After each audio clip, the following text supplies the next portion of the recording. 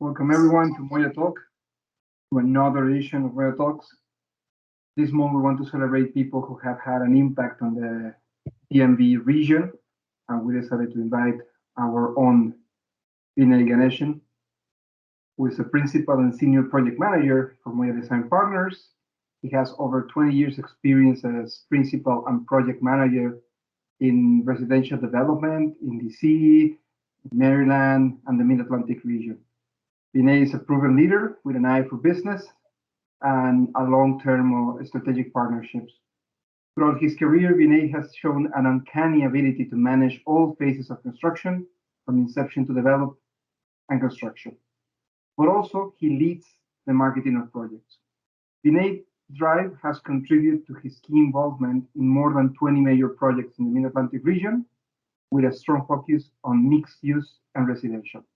And nowadays, he leads quite a few projects for Moya. Welcome, Vinay. Thank you very much for accepting the invitation. Thanks, Rodrigo. And he's a great golfer. This would be, you speak great, Rodrigo. I think this would have been really easy if you'd also given me the answers, because this would be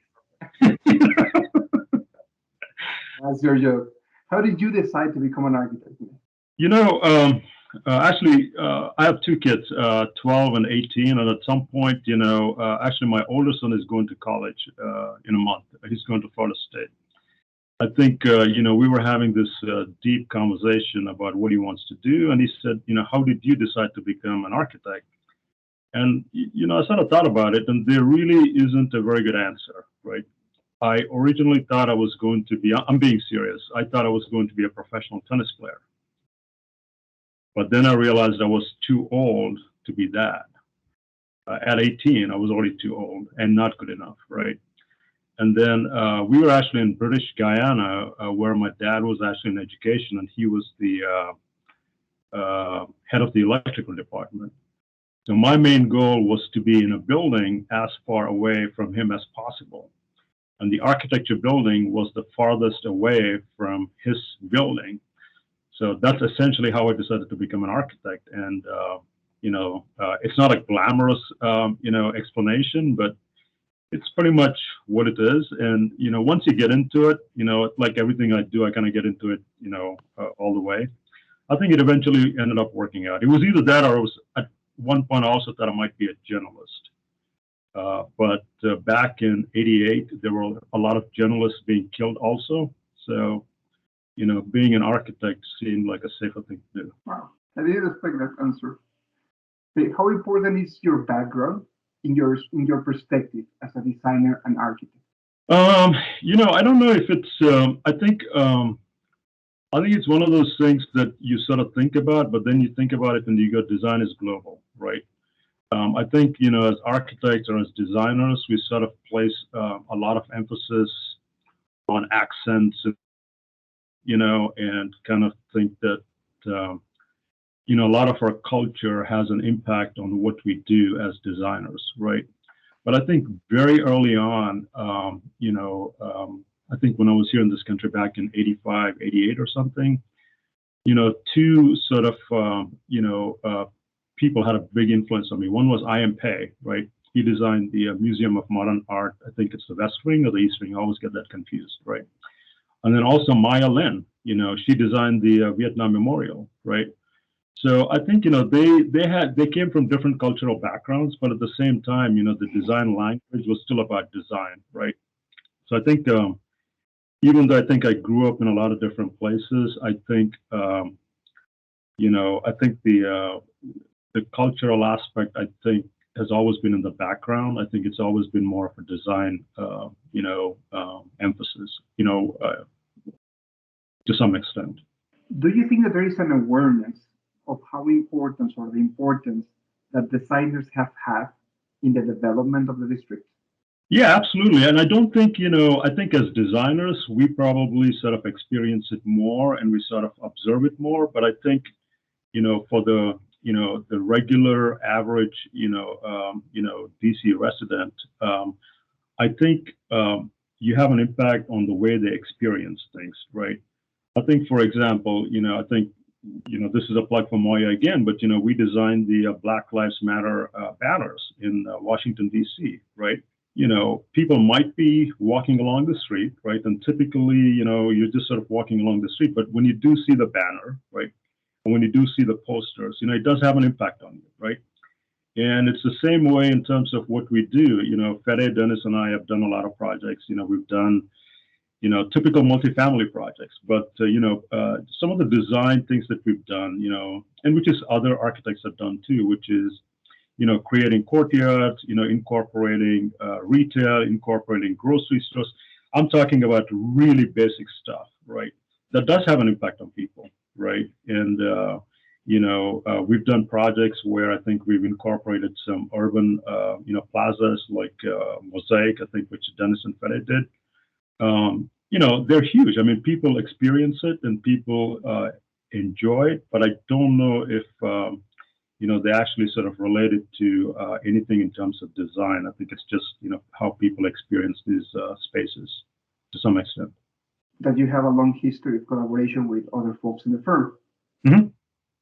After this long history in the district, in the region, what is your vision for the region? I think it's a little bit of tough question, because obviously as architects and designers, we want to do something that's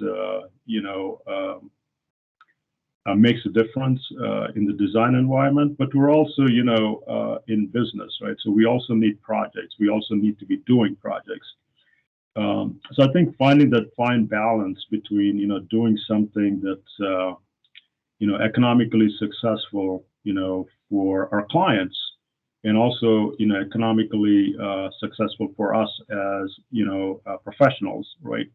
But also has a social impact, right? And also has some, maybe some deeper meaning into what we do. I mean, obviously, we do a lot of apartments and offices and, other building types, right? I think, having something long-term, that can kind of have an impact, visual impact on the community, I think would be the goal. Now, how do you see Moya Design Partners heading?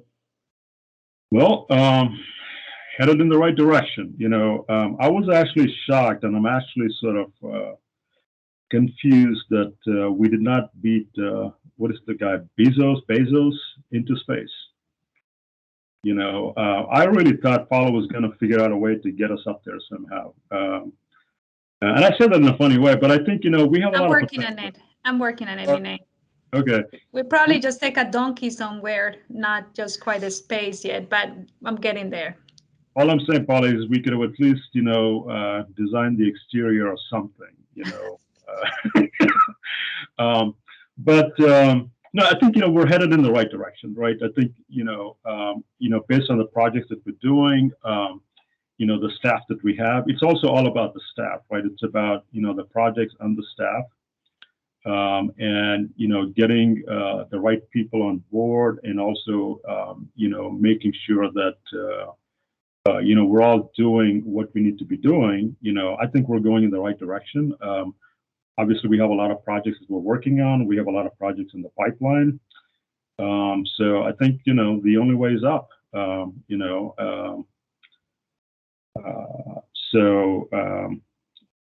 obviously, I think, we're a young company, right? And I think with being a young company, there's a lot more responsibility too, because, you're just smaller. But I think it also makes you hungry, right? I think, when you're small, you're also hungry, you multitask. And I think the main leadership that we have, which is, I think Paula and Fede, I think, they're people I respect, people I've known, especially Fede, for a while. So I think that makes it easier. And it also gives you a little bit more confidence in terms of where I think eventually the company is going to move forward to. You personally are leading a few projects from Moya. Mm-hmm. What can you tell us about them, and what is your approach to team management in those projects? So, I think the concept of leadership in projects is a little bit overrated sometimes, because a lot of the times, you just want to make sure that somebody that's better than you is working on the things that they're good at, right? So I think the projects that I'm working on, I think are crucial. One is something I think that was already started, which is MLK, which is affordable but market, affordable apartments in Washington D.C. That is critical because it's one of the first projects that's going to get built, right? And I think as architects, we're always judged by what we build, right? We're not going to be judged based on this interview or articles. We're going to be judged based on what we build. So that's going to be the first sort of big project that's going into construction. It's also in a part of DC that I think is already growing, but it's also going to grow a lot, right? So I think having a building there that's coming up kind of makes us sort of be people in that community. So that's huge. The second project is a 13-story apartment building, again, for one of the biggest clients in this area, which is MRP, right smack in the middle of DC. It's about as, a typical project as you would do in Washington, D.C., right? And that, again, is something that we're right now in permits. We've gotten all the permit approvals. It's going to go into construction in about 2 or 3 months. That'll be huge. It's got every single multifamily component to it. Fede was the designer on it. I think, can't wait to get that going into construction. We do have a couple of other projects. We're also working on a multifamily project in Orlandria, which I think has a huge sort of cultural and social impact to it. We're not necessarily leading the project, but we're also the interior designers of the project, as you know, we have other projects that I think are in the pipeline and, would like to get that started, hopefully either this year or next year. What do you see are the biggest challenges for the development of the region? Oh, in this area? Yes. I think it's a challenge, but it's also a benefit. It's the fact that we're so culturally sort of transient, right? And also the fact that there's DC and then there's the suburbs. Where Bethesda used to be a suburb at one point, right? But now it's almost part of DC. So that's one of the challenges. We hopefully we don't end up being like LA or some of the other sort of Californias. We're probably there already. Where the challenge is more about beating traffic. We probably have one of the worst sort of traffic, congestion issues in the country, right? So I think, dealing with that, how do you sort of, keep, building, but not going away from DC, right? Because I think that's probably going to be the biggest challenge. We're already dealing with that right now. How is it different from other regions of the Mid-Atlantic? Well, it's a little bit different because I think, in DC, for example, when we say DC, we're talking about DC, Virginia, and Maryland, right? If you talk about New Jersey, it's definitely New Jersey. You have an accent in New Jersey, you have an accent in New York, you have a Long Island accent, right? But DC is very strange in the sense that everybody. It's almost like a mini New York in the sense that everybody from everywhere is in DC, right? And also, there really isn't a big regional component to either Maryland or Virginia as far as the suburbs are concerned. There's a huge, if you go to Northern Virginia, for example, right? There's a huge, Indian, Asian population in certain areas.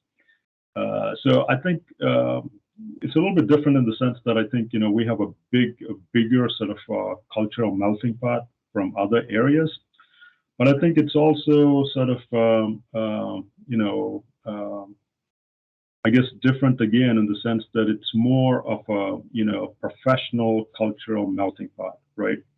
If you go to New York, for example, it's more of people that sort of just came into the country or, so it's a little bit of a different vibe to it, right? So I think here, it's people have been here for a while. When I first came here back in 85 or 83 or whatever, there was one Indian store in all of Northern Virginia, right? Now we have an Indian store in every single corner. 20 years ago, there was one Peruvian chicken place called Crisp and Juicy, right? And now you've got them all over the place, right? So, you know, it's changing. And also the younger population here is, because of the federal government, is very different in the sense that they come here for jobs. You know, they spend a couple of, 2 or 3 years, working in DC, and then, they move on. They move to, other parts of the country. So there's a sort of permanence with the older population, but there's also a huge set of people coming in and out of the area. Wow, population. As Paula mentioned, you enjoy golfing a lot. I don't know if you're a great golfer. Do you consider yourself a great golfer? No, not at all. Not at all. I think golf actually is a great thing to do, because I think, as those of us that have been in the profession, right, dealing with projects, contractors, you sometimes want to go beat something, whether it's a wall or a tree or something, but you can't do that, So being able to play golf where you can go hit a ball, be by yourself is great, because it allows you to channel your energy, and also, forces you to be a little bit athletic as you get a little bit older, right? No, I'm not. I'm not a good golfer. I am probably. I'm now an 8 handicap, right, which is not too bad. And since you asked me, I was in a tournament last weekend, and I came in 4th for some Virginia State, Golf Association tournament. So, I'm trying. That's all you can do. All right. Final question, and we open the floor. Sure. Tell me your favorite 5 spots to eat out in the hour. If it was up to me, I think, anything that has involves chicken, right? But my wife is vegetarian. So it's always a problem, because, you sort of have to balance places where you can get good chicken with places where you can get good vegetarian food, right? My wife is also an extremely good cook, and she enjoys cooking as a hobby, right? So the bar is always very high. So in terms of Indian food, there's a great place in Bethesda called Kadai that I think most of us go to, most of us have been to. I think, so in terms of good places, there's a good place with my wife, and there's a good place without my wife, right? So I'll go to the places with my wife. So typically, Kadai is great. And then there's also a place called Rasika, which is, again, another Indian place in DC that's great. In terms of the chicken places, there's a place called Sardi's, which is, again, one of the original Peruvian chicken places. Incredible place, incredible, right?